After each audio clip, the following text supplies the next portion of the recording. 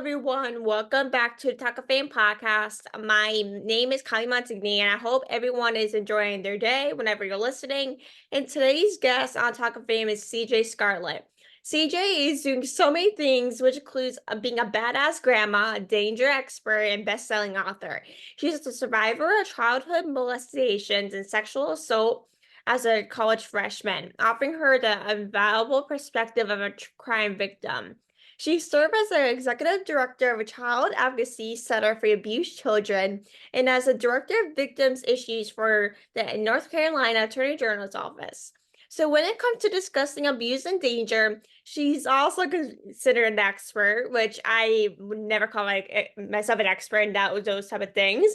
But in her 34 years as a danger expert and survivor advocate, she sees too many godful causes of violence and abuse towards children, and she simply couldn't live with herself if she didn't do anything in her power to stop it.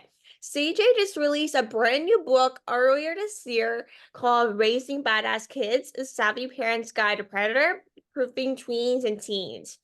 This unputdownable manual is a new Bible for parents looking to raise safe, savvy, confident kids and provide you with the tools to have a candid conversation with your tween or teen without scaring them to death. So I know CJ for quite some time, and we have been in the works and do this episode for quite some time, I know, and I'm so happy we're able to do this. She is doing amazing work to help bring awareness for child safety. So I welcome to show us today, CJ. I really appreciate you coming on and taking the time. Holly, thank you so much for having me. I'm really excited to be here with you. Same here. So of course, you have experience with a child molestation and sexual assault. And if people are not familiar with your story, can you tell us more about it? Sure. Starting at the age of 6, I was sexually molested and I became a serial victim, meaning multiple people, multiple incidents happened to me. And the reason they happened to me is that I didn't know I could say no to adults. I didn't know that I didn't have to do what they told me to do. They told me not to tell, and I didn't know that I had to keep secrets, that I didn't have to keep secrets. This led me to become very compliant as a victim. And predators look for that in victims. They look for children who are eager for attention and affection, who are clearly have low self-esteem and confidence. And those, they groom children like that. And I was the perfect victim. Then when I was in college at 19, as a freshman, I was raped by a sheriff's deputy that I was dating, and then by my Marine Corps recruiter. The same year, what's not in my bio, the same year I narrowly escaped being lured into a sex trafficking ring and was able to escape from that situation and get away. But all these things that happened to me caused a lot of trauma, and I developed severe PTSD. And that followed me through most of my life until I hit 30. And one day everything came rushing back. And I say the pain became greater than my ability to contain it. So I had to do something with it.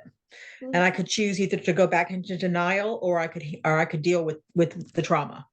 And I chose to deal with it. And I got help at the local crisis center. And then they asked me to be on their board of directors. And that launched my advocacy journey. So that was in 1990. So for the last 34 years, in one way or another, I've been advocating for victims of crime, especially women and children who've been sexually assaulted.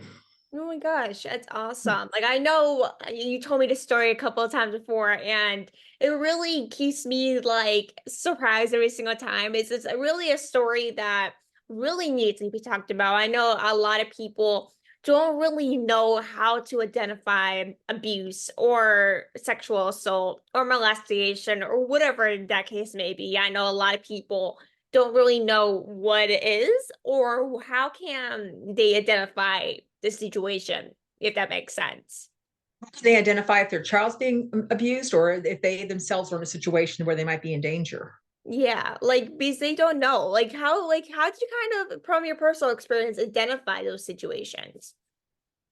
When your intuition is telling you something is off, our intuition is it was our first brain. Before we had a brain in our head, we had the brain in our gut.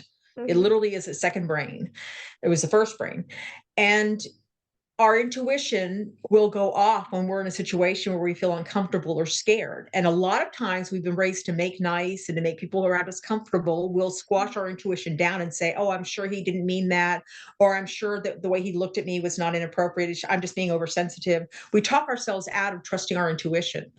But I beg your listeners to not do that. If your intuition tells you that someone's not to be trusted or that a situation is sketchy, you've got to get out of that situation as quickly as possible, even if it means lying. You may tell somebody, if you're in a room with somebody and you're getting those vibes that tell you this is a sketchy person, you can excuse yourself to go to the bathroom and then just leave.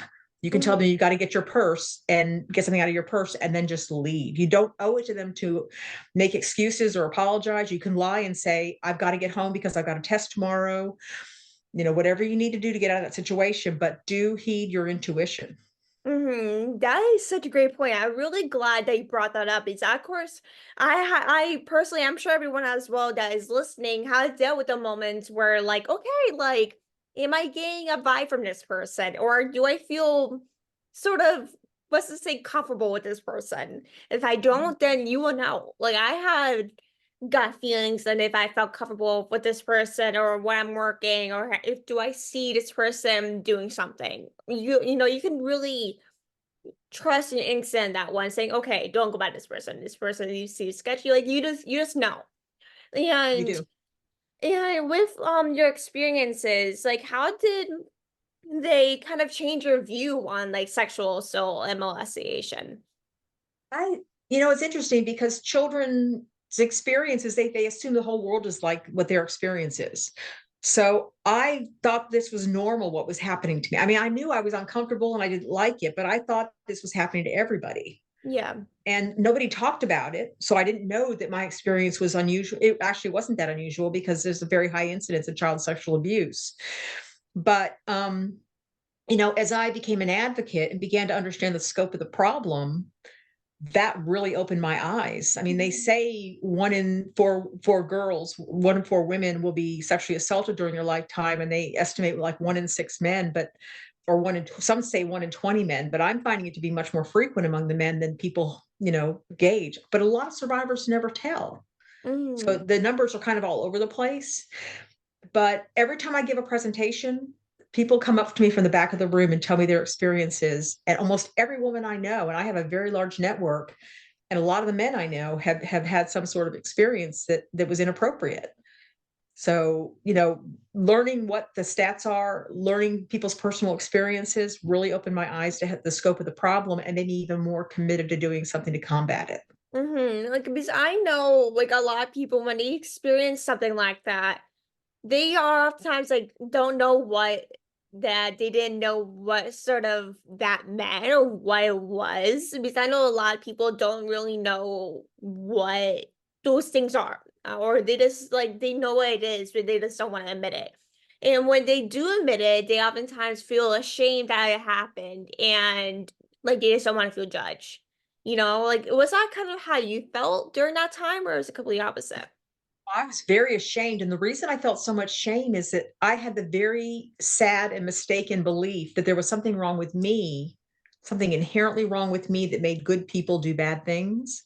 I Mhm. believed I was the cause of what was happening because I was too cute, because I was too nice, because I was too compliant. I wasn't asking to be molested. It was people who chose to be predators who were in the wrong. And I had no need to be ashamed, but abuse survivors carry that. They blame themselves when in fact that blame Mhm. does not belong to them. And if anybody listening has that experience, I just want to tell you right now, honey, it wasn't your fault. That Mhm. person chose to do that and you were not asking for that to happen. Yeah, are exactly correct. Because of course, when you get sexually assaulted or whatever you may get, like it's never your fault. If Mm, someone decides to do that, it's the complete opposite. It's on them. They decided to do mhm. that. That's never on you. That's That's never. right. But like of course, like sharing your story, it takes a lot of courage. I understand completely with my experiences. I grew up anxiety. It took a lot. It took a lot out of me. And I know sharing stories is very important in today's society, but what kind of got you to share your story? That's a really good question. The more I recognized that this was a common problem and not an uncommon one. And that by talking about my experience, it gave other people, I was speaking for other people who didn't yet have a voice. The more I felt encouraged to speak out. And the more I told my story about how I overcame the trauma, and people told me that it inspired them in some way, the more I felt compelled to keep telling my story. Definitely. Because I know, like, will hearing the people's stories that are experiencing the same thing. I know hearing those stories, it really does impact you to share yours. Like, because of course, like when people oftentimes feel discouraged for sharing their story, it really makes them feel very much ashamed on why they dealt with that. Why am I like this? But to hear someone like you sharing your story, it really impacts others to share their stories as well. Yeah. And the hope is that those who do not yet have a voice will find their voice. They don't have to go out and give speeches about what happened to them, but if they find their voice to be able to say, this happened to me, I didn't deserve this, I didn't ask for this, and I'm going to take my power back. That's powerful. That's, claiming your power is the most important thing a survivor will ever do.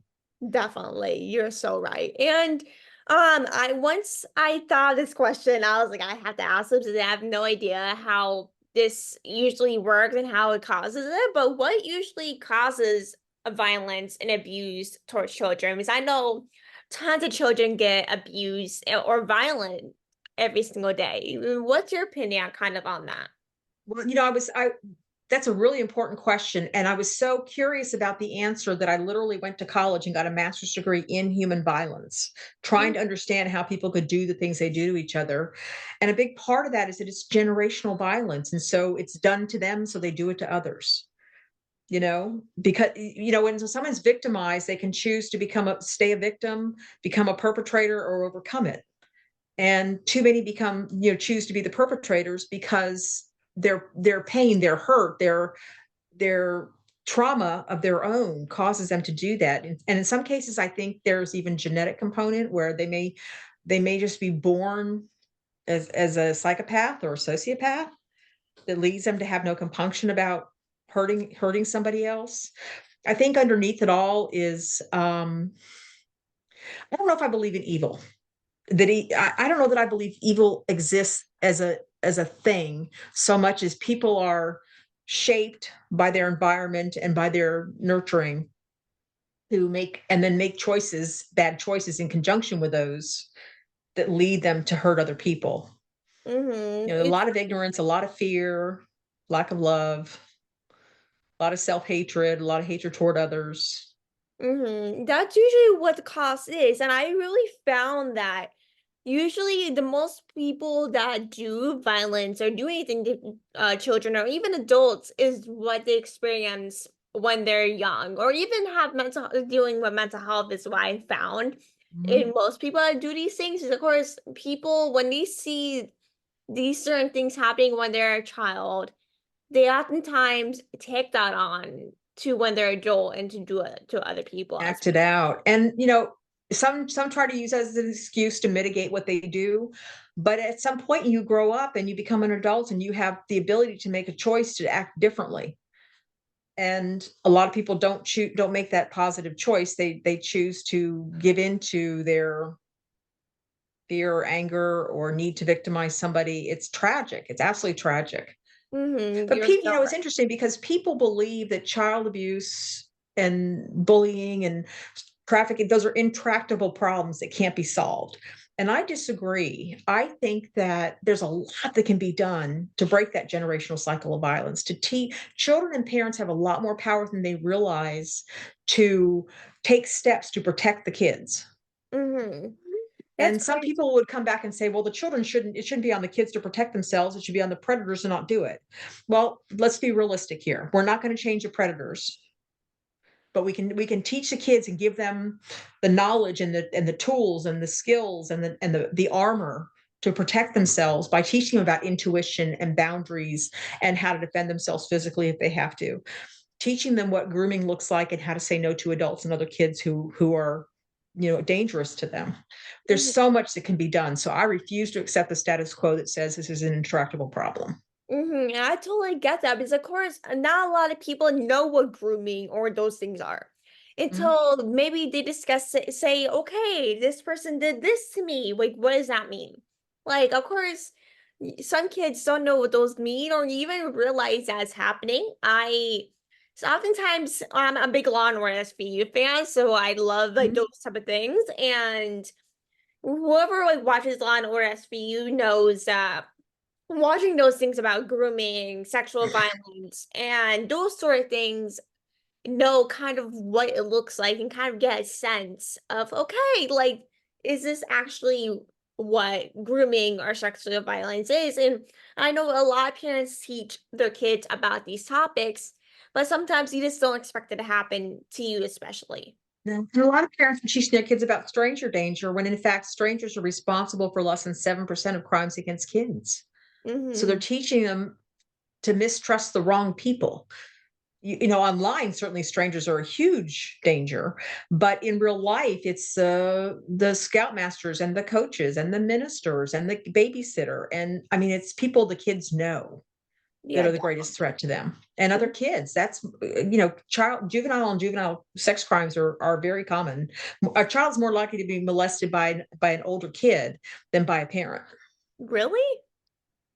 I did not know that. That's crazy. I Yep. I did not know that. I have to keep that in mind now for future use, like in case someone asks Yes. me those type of questions. Because I would, Mhm. because I'm the type of person that will literally forget when someone tells me something, then have to research something back over again. So that is something I would definitely keep in mind. But do you have like kind of a survivor story that someone you know or read online that sticks out to you? Well, after I gave a presentation, an elderly woman, she was in her late 70s, maybe early 80s, and she shuffled up to me and she whispered in my ear and she said, "When I was 7, my brother molested me, and I never told a soul." And I looked at her and I said, "Honey, you just did." And I'm gonna cry now. We both started crying. I mean, she had carried that for 70 something years in her heart and never spoke a word of it to anybody till that moment. And I felt so much compassion for her, so much, the tragedy of that, but also the fact that that day she found her voice and she was able to tell somebody what had happened. Um, I never saw her again. I don't know her name or anything, but that had a huge impact on me. I can imagine. Like I could not kind of imagine just holding that in for 70 something years until you hear someone's speech and you're like, okay, might as well get it out in the open right now. Yeah, And like with me, I'm a very sensitive person. So if something would have happened, like something like that would have happened, I'd be like, okay, I'm not keeping this in for like much longer because I could good. just never handle something big inside me for that long without telling a soul. If anybody's listening and they are carrying something like that, please unburden yourself to somebody you trust. It could be a parent, it could be a teacher, it could be a minister, somebody that you explicitly trust, and share what happened to you. And if it's actively happening to you, please tell somebody so they can help you stop it. You don't need Because to live it's with that. such a big problem. It definitely needs to be talked about. But see, no one's gonna help you and what you're going through if you don't tell anybody, whether it's a That's parent, right. teacher, sibling, whoever, maybe you can be anyone in your life. You're like Mhm. telling someone that you trust and love is just very important, that sort of thing. I would say, and with teenagers online, one of the scariest things to me that's happening online right now is teenagers will make friends with somebody who they either think is another young person like them, who's actually a 50-year-old man sitting in his underwear eating Cheetos on his computer, or an actually talking to an adult who says something, "Let's do something fun, let's be crazy. Take a picture of you in your pajamas and send it to me. And then let's get crazy. Take your top off and you and your bra and send it. It'll be fun. It'll be fun." And as soon as the predator gets that nude or partially nude selfie, then he's got him. He's got him. And he can say, "Send me more and more explicit photos, or I'm going to expose you to your friends and family. I'm going to send these pictures to your friends and family, and they'll be all over the internet, and you'll be, humiliated." And the child, terrified that they'll be humiliated and also terrified of what their parents will do to them for having sent a nude or partially nude selfie, does whatever the perpetrator asks. And the perpetrator is selling those images online to other pervs. And the child gets in so deep, they feel like there's no way out. And that's why we have kids committing suicide. That's why we have kids who are so deeply depressed, who are hurting themselves or running away. And oh my gosh, Kylie, it just breaks my heart because this could happen to any kid. Mm-hmm. It And if really should anybody's in never. that situation, they need to tell their parents. The parents may get mad, but they'll help stop it. You don't need to feel trapped like like there's no way out. There is a way out. Definitely. And as you kind of work with survivors, like what type of stories and emotions do you typically see with these people? A lot of shame, a lot of shame, a lot of guilt, a lot of anger. The anger usually comes later, though. It's hard when you're blaming yourself for what happened. You have anger toward yourself.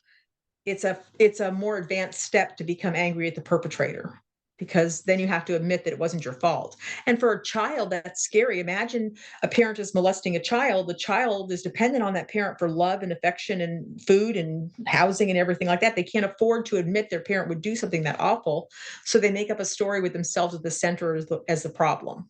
The child blames himself and grows up blaming themselves, which makes them more attractive to other predators. You know what I mean? They have no Mhm. self-confidence, they have low self-esteem, they're hungry for love and affection and will do just about anything to get it. And they become victimized over and over again, as I did.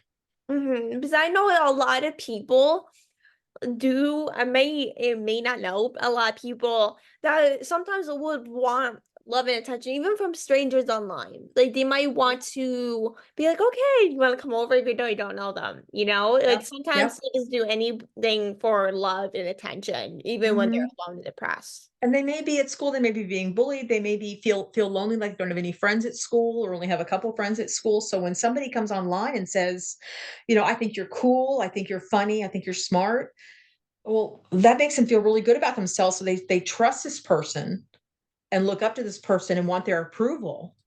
They're more likely to follow any commands from that person, any requests from that person to try to please that person who makes them feel good. And that's when it And gets dangerous. yeah, it really does. Because of course, if you don't know this person, you don't know who they are. They can be a 50-year-old boy that is pretending to be a 15-year-old person Yep, and deceive exactly. you. But I would love to talk about your new book, Raising Badass Kids and the Savvy Parents Guide to Predator-Proofing Tweens and Teens. Like, what are you working kind of on next after releasing this book? I am now working on an online course for parents based on the books. And I'm Mm-hmm. really excited about it because a lot of parents tell me, they like the book, but they don't have time to sit down and read books. They want 5-minute videos they can watch while they're waiting for their kid in the carpool lane, or, they're waiting at the dentist office or whatever. They want to consume content on their cell phones. That's what they want. And so getting this information out through an online course is going to reach more parents. My second course that I'm working on is one for kids that they can watch with their parents. Parents tell me their number one problem is they don't know what to tell their kids about the dangers or how to say it. So I'm going to say it for them. Talk directly to the kids and teach them what they need to know, and then the family can talk about it, about what they just learned. Because I'm I really know, excited about that. yeah, it's very exciting. Like I know with a lot of people, they're scared they're gonna put a saying in a wrong light. And it's something that I know a lot of kids in like this generation don't know what this means or how are they gonna affect me. Sometimes kids go out thinking, oh, okay, nothing's gonna happen to me. Like I'm perfect. No one's gonna talk to me until it happens. So Mhm. it's very important to really just have those conversations with parents and their kids, even though it might be very scary. I can imagine it could be so impactful if that something similar happens to you in your And life. kids will listen to their parents more than they let on. And you don't have to make the conversation scary. It can be more lighthearted through daily sharing or monthly family meetings where you talk about a safety topic of the month. But through daily sharing, if parents would put down their phones and they devote at least 15 minutes a day to say to their kids what's going on in your life right now, rather than say, how was your day? And the kid mumbles, it was fine, and then going on about their business. No, their day wasn't fine. It was filled with failures and laughs and funny stunts and kids getting in trouble, and they learn new stuff. So this is about devoting at least 15 minutes of your day to pay attention to your child, look them in the eye and not down at your phone or your Instagram feed, and be present with them so that you have that line of communication open, so that when something does happen that makes your child uncomfortable or afraid, they're more likely to come to you and tell you about it so you can do something about it. Like that is such an important note because I know with a lot of people, like not having those conversations really is most likely to keep that something inside rather Yeah. than telling your parents. Because sometimes if parents are not paying attention to their kids and being on their phone, scrolling through TikTok, Instagram, whatever that may be, and it's more or less likely that their kid's not gonna tell them. Maybe tell the friends that happened rather than telling them because they're not paying attention to them. Yeah, and I never told my parents what was happening to me when I was a kid, and but I wanted them to notice. I wanted them to find out, but I didn't know. I was so afraid if I told them they'd be angry with me because, some of the perpetrators told me they would be angry with me. And so but I wanted them to notice and stop it. And so there was that wishful thinking on my part. And if they probed at all, I was one of six kids and I was like the fourth daughter, twin sister of the firstborn son. She had a chance for attention. So my parents never really paid attention to me. And it wasn't that they were mean. It was just that was the way it was back in the 60s and 70s. You kick your butt out in the morning and you come back when the streetlights come on. Yeah. And of course with your books you have a bunch of details and tools you can use in your life in this situations, but in your book and these online courses, what are some tools that you kind of feature to kind of have conversations like these? Yeah, and teaching your child what intuition is and how to listen to it and help them nurture that is really important. Helping them understand what boundaries are and helping them set boundaries, physical and emotional boundaries. Like if somebody sits real close to you and you don't know them, you have the right to get up and move or to tell them to move back. Giving them permission to say no and set these boundaries is what I call moxie. When you defend your boundaries, I call it moxie, which is like nerve or chutzpah, the ability to defend those boundaries and trust that intuition. Really, really important. But the number one thing is teaching your kid they can say no. 99% of the crap that happened to me never would have happened if I'd had that word in my vocabulary. Because I know with me, I have a hard time saying no as well. Ever since I was a kid, I had a hard time saying no. I'm always a yes person. I love to make people Mhm. happy, but I'm like always dragging myself to say no when I don't want to do something or if I feel uncomfortable. I'm always trying to encourage myself, but sometimes it can be very difficult to say no because sometimes people can be a very people pleaser and don't know how to say no. Still a people pleaser. And I will say this, no is a complete sentence. You don't have to give a reason why you're saying no. You don't have to say no, but you can just say no, thank you, or no. They say, would you do this for me? You can say no, thank you, or I'm sorry, but I don't have the ability to do that right for you right now. That's all you can say. If you That's don't all you like got to it, say. say, You don't makes have to it go on and easier. on about it. You don't have to let them guilt you into it. You just say no. Yep. I And challenge you to say no one time this week. I See how would it do feels. that. It'll feel uncomfortable at first. It'll feel really uncomfortable. But if you're willing to feel uncomfortable for 15 or 30 seconds, the reason we feel uncomfortable is we don't want to embarrass the other person or ourselves. And that's what feels uncomfortable. Like if I say no, will they not like me anymore? Will they not love me? Will they not hire me? Will they not let me work for them? Whatever. Well, they'll still like you and love you and they'll respect you even more. And being honest is the best thing that could ever happen to you. Yes, it is. Yeah, and before we head off, I wanted to ask you, like, where can people buy the book and learn more about your upcoming online courses? Absolutely. My books are available on Amazon. And my name is CJ Scarlet with one T. So it's Scarlet. And I'm going to send people to my website at thebadassgrandma.com. They can sign up to receive notifications for my newsletter, whatever, and they'll get notified when the online course comes out, the one for parents and the one for kids. So badassgrandma.com. Awesome. Make sure to go check that out. I totally recommend. It's amazing thing that CJ is doing. And it's really much of good to have these conversations. I know, because of course, like being educating on these things is very important in case something happens or you see someone that is doing things to make sure that this will stop and to never happen again. But I really appreciate you, CJ, for everything you're doing. And I'm so glad we were able to do this. Him too. Thank you so much for having me, Kylie. I really appreciate it. Of course. Thank you so much for coming on. And thank you everyone for listening. I hope everyone enjoys the rest of their day. Make sure to stay tuned for upcoming episodes. It's going to be very fun. But thank you everyone for listening.